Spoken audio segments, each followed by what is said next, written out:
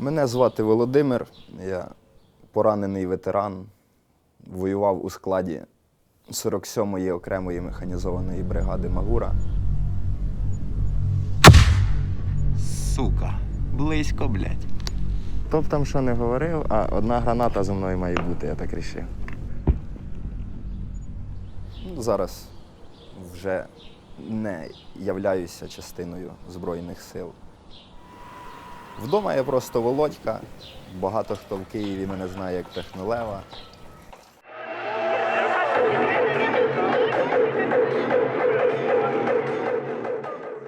В армії знають як танцора. Але зараз планую покорювати столицю заново.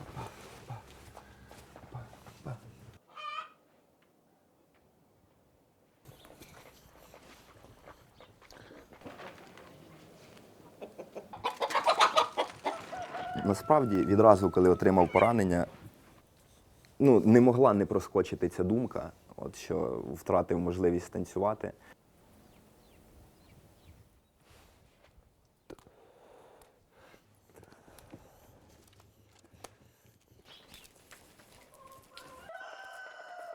При найгіршому, якщо моторика не повернеться, я розглядаю навіть такий варіант, як ампутація ноги і заміна на біонічний протез якийсь якісний.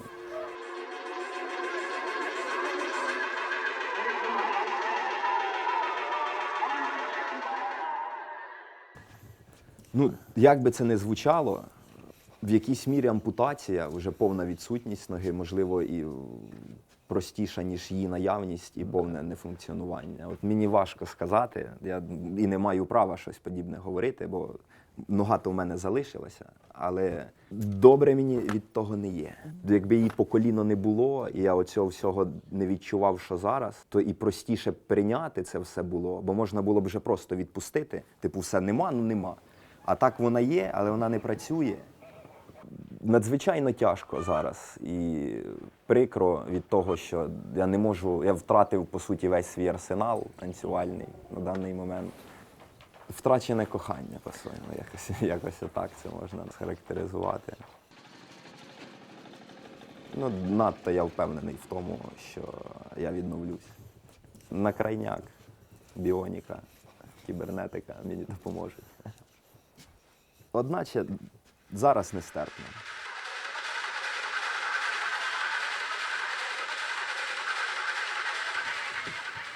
Танець супроводжував мене з самого дитинства, насправді.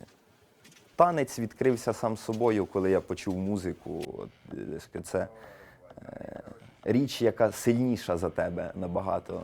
Моє тіло почало рухатися відразу, що в мене дід танцюристом був.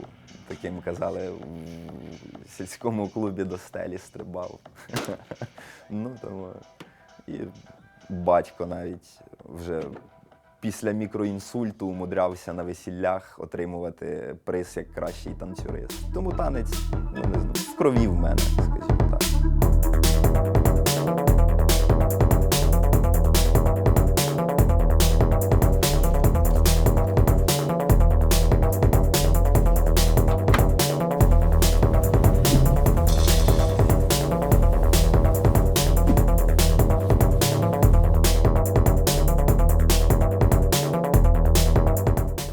На війну я пішов добровільно, одначе я був людиною цивільною. На той момент я міг спокійно в Турцію виїхати. Але є така річ, як свідомість, зрілість. В житті кожного, мені здається, має бути річ, за яку ти готовий віддати життя. Якщо такої речі немає, то якось дешевенько тоді, як на мене, все це. Гедонізм як варіант, звісно, але для мене оця воля якраз, може не моя, моїх близьких, поколінь наступних просто. Надто великі ставки на кону. Я це розумію. Пішов добровільно.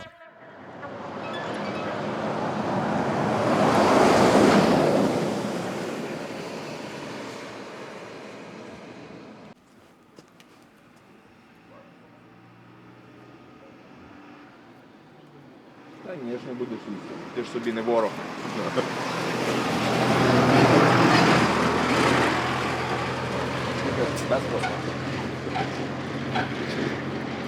Це все питання зрілості загалом, я вважаю так.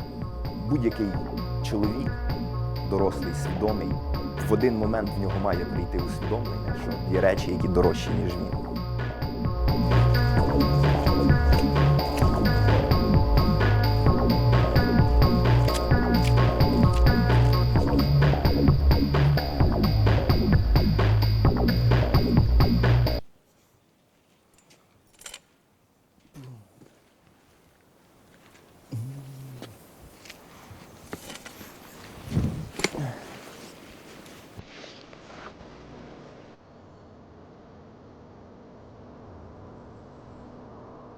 Справжнє втілення спокою, тільки природнього, не внутрішнього, а чисто саме природній спокій тут. Ну і просто я в нього закоханий. Не знаю. Ну, якщо бути чесним, я не сильно відчуваю, що я повернувся з війни. Повернувшись ветераном, ти надзвичайно важко дистанціювати себе від цього. В мене поки не вдалося. Сни, де біля мене прилітають інженерні снаряди, я скидаю себе з ліжка, ще в лікарні з фіксатором на нозі. Єбать, ну, мені кажуть, веди, я взагалі в ахуї, я тут перший раз. Веди групу, кажуть.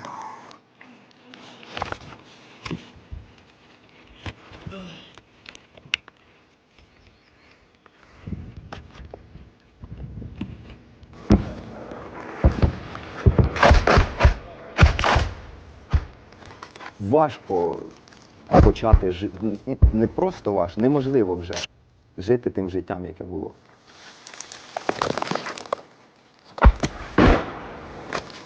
Як на мене, і немає сенсу дивитися в те, яким я був. Я не повернуся до цього. Який я став зараз, це так, інше питання. Війна – це також, до речі, стан потока. От насправді, як і музика, в цьому є навіть певна схожість. От рейву і війни, бо там також ця постійна канонада, вібрації, які ти відчуваєш там ти чітко розумієш, що це загрозлива річ. Просто вібрація смерті, вібрація загрози, крику болю і крові, а в музиці інша вібрація просто сама по собі. І не знаю, як на мене воно рятувало. Я б не переставав слухати музику. Зараз спокій насправді. Але це я просто звик до болю, насправді. За півроку звик. Біль нестерпний, і ворогу не поважаєш. Але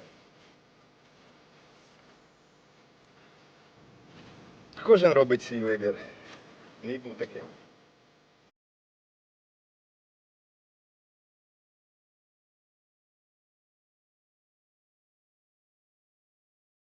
Я не просто хочу танцювати, я буду танцювати. Інші мірі.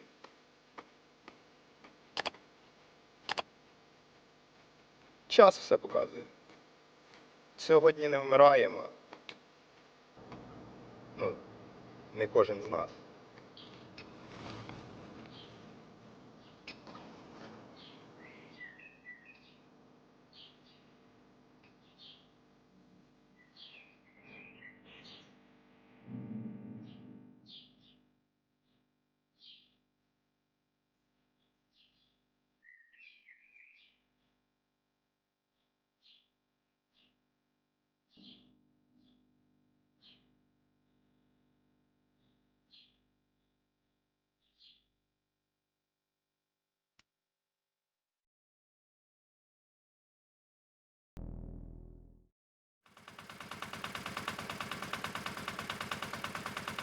Мої батьки, я б з гордістю міг назвати така сільська інтелігенція. Я от з інтелігентної сільської родини.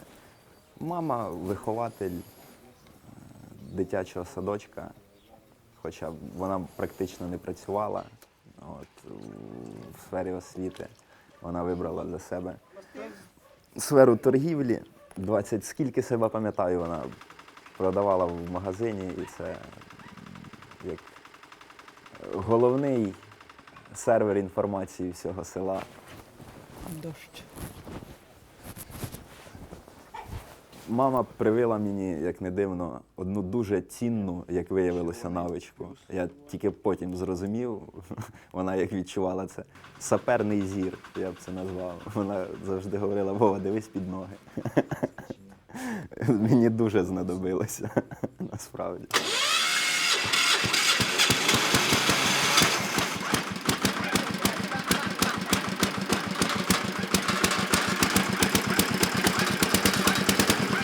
Агрегат. Масла не бере.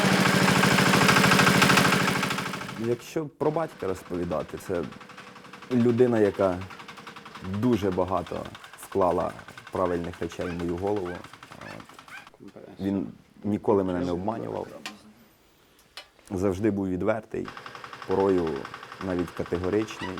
Там, коли в 15 років чуєш, що ти або великою людиною помреш, або наркоманом від рідного батька, то це серйозний вплив має на те, як ти далі на все це починаєш дивитися. Наркоман мені вже помер. Ці херні й не їжджу, бо якщо водій з 30-річним стажем таке виконує, то що виконував би я, вам ще під питання. Сцеплення веде просто, і вже нема куди регулювати. Ну, Так в поле виїхав, та й ти й подався, так. Да.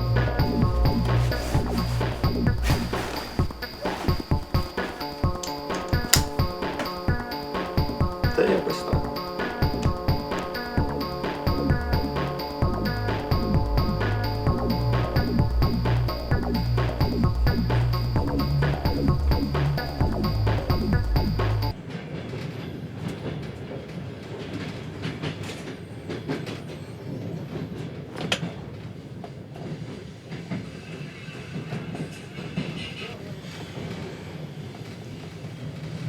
Я дрібницям почав набагато більше її уваги приділяти. Багато хто каже, я розумію хлопців, чому, що все втрачає сенс після війни, бо там рівень ставок, там ставки життя і смерть. А тут, вибачте, якусь кофточку хтось там все шки вицепив за 20-ку. Це абсолютно непомірні речі, якби. Але мене особисто дуже радує той факт, що я вижив. Стільки вже подій траплялося, що рейв для мене надзвичайно зрозумілий тепер. Він мене не лякає, загалом. Я там в прямому сенсі як риба у воді.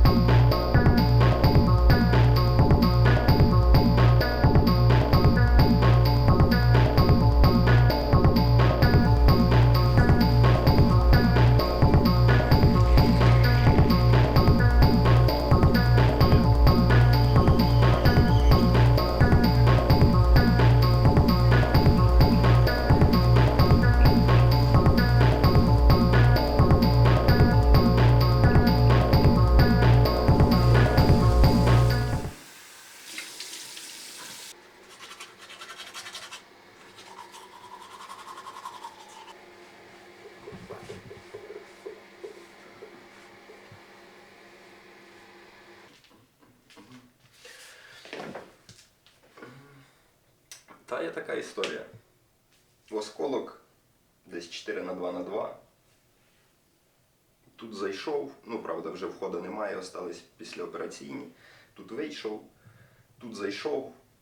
І, фактично не двойне скрізне, бо він отак залишився, і тут просто кінчик терчав. Була кровотеча внутрішня. Наклали турнікети страшно болять, які ну, в кого не запитаю, в кого був правильно накладений турнікет, він страшно болить. А мені в моменті не хотілося. Турнікет болів більше, ніж саме поранення, бо адреналінчик працює безвідмовно. І от коли я першого бойового медика зустрів, ми з нею навіть сварилися. Там така дівчинка Яра, 47-й. Ми з нею сварилися. Вона каже, давай знеболюючи. Я кажу, втрачаємо час, а по нам 120-й стріляє. Кажу, коли згущувач крові, і ми побігли далі. Вона повпиралась кілька хвилин, по ітогу вколола згущувач крові, і ми побігли далі. От. Але тромб зловив, тобто якийсь певний причинно-наслідковий в цьому теж можна побачити. Те, що я зараз отримав, називається синдром провислої стопи або синдром конячої стопи, так по-різному можна це називати. Ну, загалом, оце я піднімаю ліву ногу, а оце я піднімаю праву ногу. Якби для наглядності. Якісь внутрішні імпульси вже з'являються, але немає. І от воно допомагає піднімати стопу, тримати її в нормальному положенні.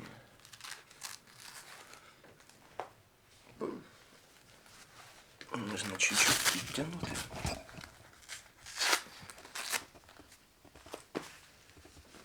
І все.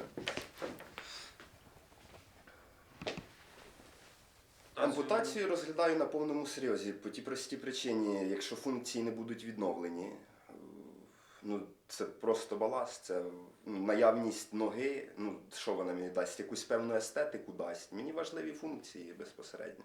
А біонічний протез буде, я думаю, виглядати приблизно так же. Просто це все питання фінансів, це величезна сума грошей. Тобто той рівень, який я хочу, він буде, ну, просто дорого коштувати мені.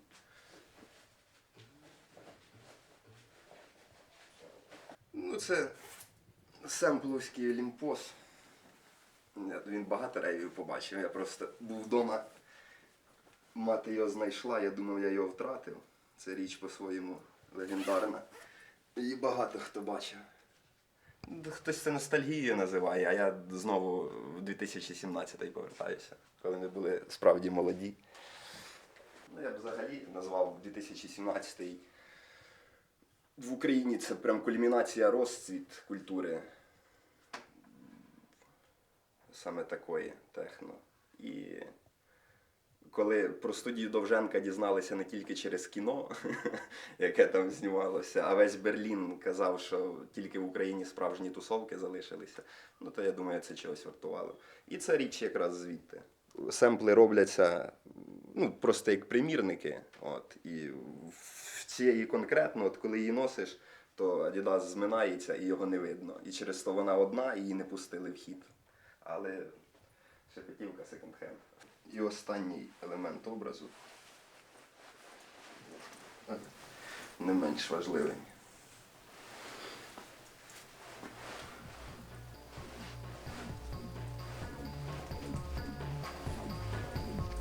Штурмовий. Десь так я і зловив.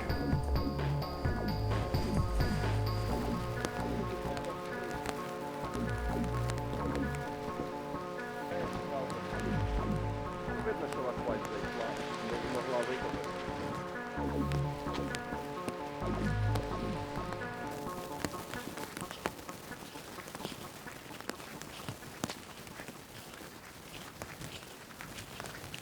Зазвичай в таку пору ми могли йти з заходів, але ніяк не приходити.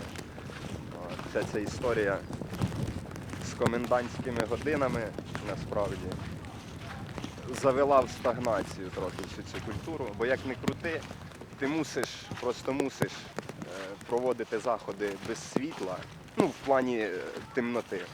І в приміщеннях це виходить, а якщо хочеш якийсь відкритий формат фестивалю, просто open air умовний, то ну, тільки посеред дня це стає можливо. От. І це, тим не менше, ніяк не відміняє факта ризику, бо згадаємо, з чого починались Ізраїль і Палестина, якби. Тому все це, вони ризикують насправді кожен своїм перебуванням в такому зібранні великої маси людей. Тому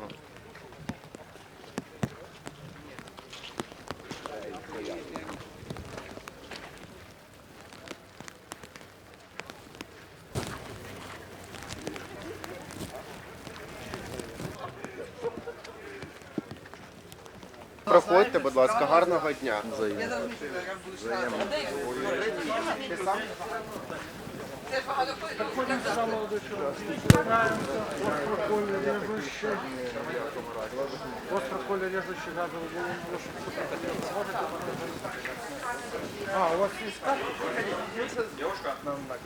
Я хромаю к вам.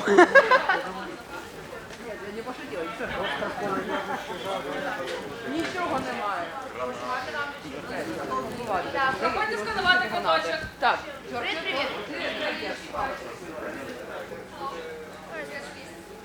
Так, згодиться. Гарний вечір. Спасибі, взаємно. Проходьте сканувати квиточки.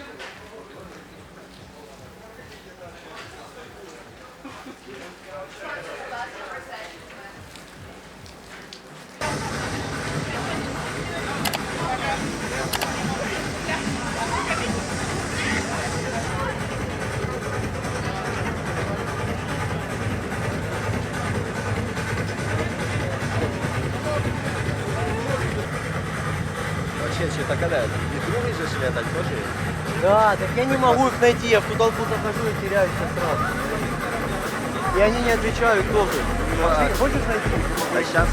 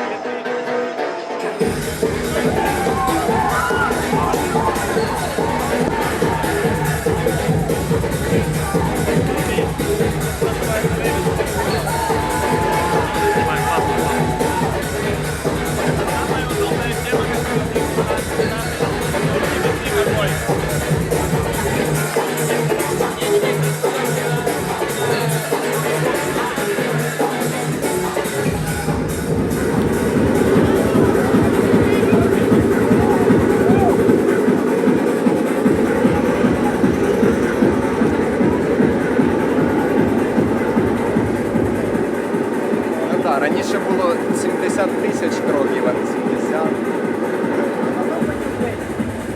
Але така реальність. Вечірка в цілому на рівні.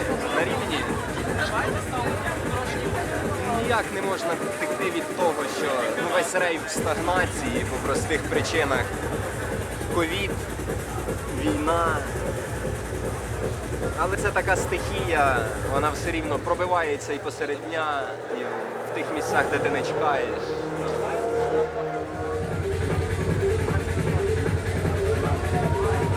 Володька, мы тебя будем ждать после этой сцены.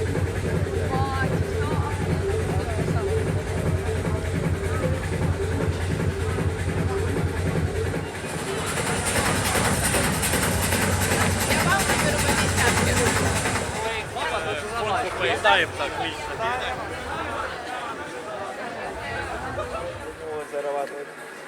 И что?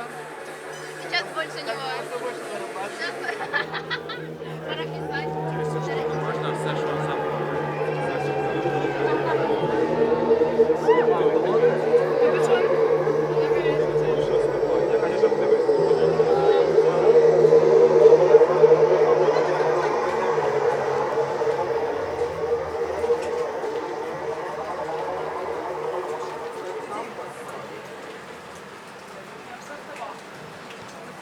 Йой.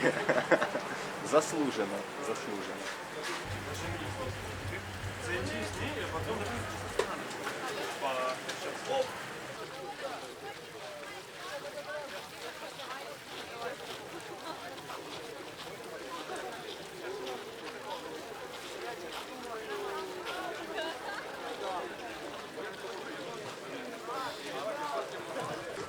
Скоро домой ко мне только заходят. Что это за движ? Да, это просто изумительный движ.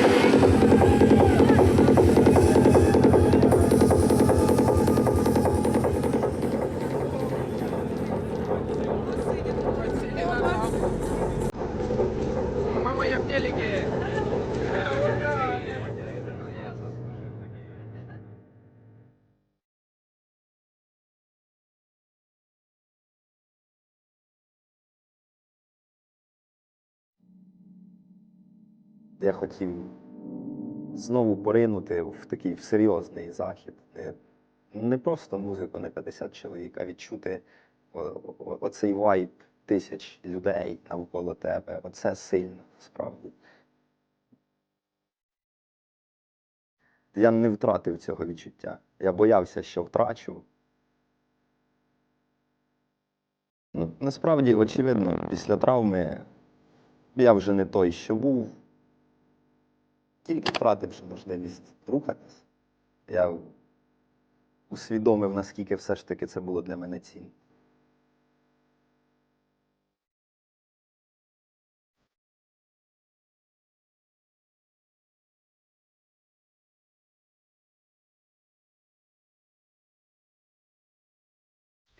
Давай.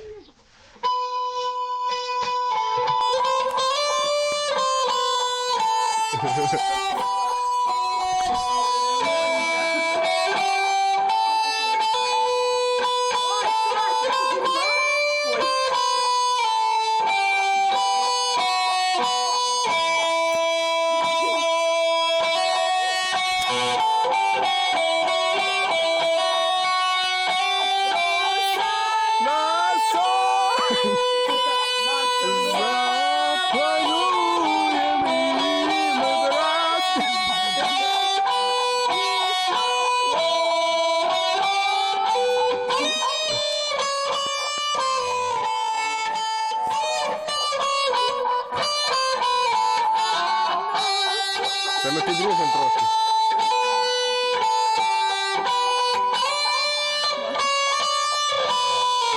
Быстріш! Катя! Давай до нас.